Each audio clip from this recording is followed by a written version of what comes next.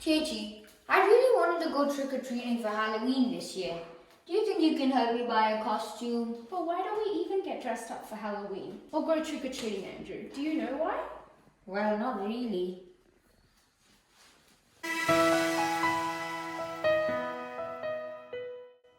Hey everyone, my name is Anjali and this is Cheryl, and we're here from SMY in Parramatta to share with you our insights about Halloween on behalf of the Department of Catechists of the Sierra Malabar Eparchy of Melbourne.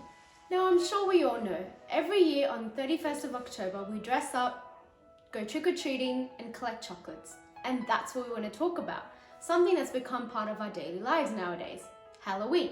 Wait, so Cheryl, what exactly is Halloween? Is it more than just dressing up and getting chocolates? You're right, Anjali, it is. But Halloween is a name that means nothing by itself, but rather it's a contraction of All Hallows Eve, or more commonly known today among us Catholics as All Saints' Day. As a verb, hallow means to make something holy or to honor it as holy. But the reality is today, that's simply not the story of Halloween. That still begs the question, where did it originate from? So the ancient Celts, who mostly originate from the UK, Ireland and northern France, believed that on the night before their new year, the boundary between the worlds of the living and the dead became blurred. So this was celebrated as Samhain on the 31st October. And on this day, the Celts believed that the ghosts of the dead returned to Earth. Basically, as the years passed, the commercial world took advantage of this tradition, and this led to the commercialization of costumes which embraced ghosts, witches, and other evil spirits. You're right, somewhere along the way, the tradition of celebrating All Hallows Eve may have been lost or misunderstood.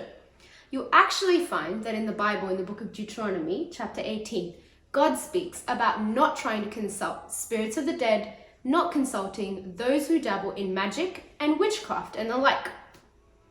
I'm still wondering though, what do we as Catholics do on the 31st of October? How do we celebrate it?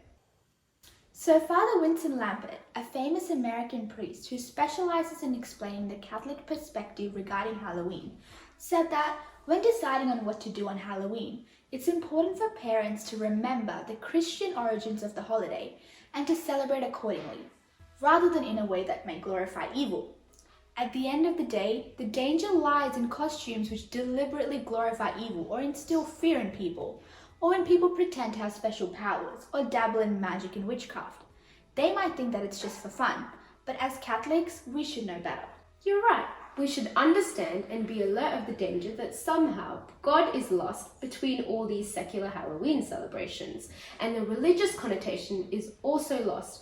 Whether it's intentionally or unintentionally, we end up glorifying evil. Being aware of this misconception and the wrong way of celebrating this feast of the Church, as Catholics, we have a duty to rectify the situation, and we must have the courage to present to the world what is holy and divine. You're right. In the context of Halloween, this might mean less candy or no dressing up in scary costumes, but it's certainly worth giving it up for God's glory. Instead, this year we should focus on celebrating the feast day of All Saints and make a commitment to grow in holiness. Now, this can be fun too. In fact, it helps us look towards saints who can become our models, intercessors, and heroes. So let's bring about a new culture, living as examples in the culture of Christ. It is up to us to set new examples, to show to this generation how we can glorify God in every single way possible. It could be as simple as asking ourselves, what would Jesus do? You're right. And so this year, let's remember, guys, instead of celebrating Halloween, let's celebrate Holyween and ask God for the grace to be holy. In fact, there's a famous saying from Pope John Paul II. He said, "Do not be afraid to be holy. Have the courage and humility to present yourself to the world and be determined to be holy, since full and true freedom is born of holiness." Thanks so much for listening to us, guys. And make sure this year you celebrate Holyween. See you guys. Hey, Chechi. Yeah, Andrew, what's up? I think I finally get it now.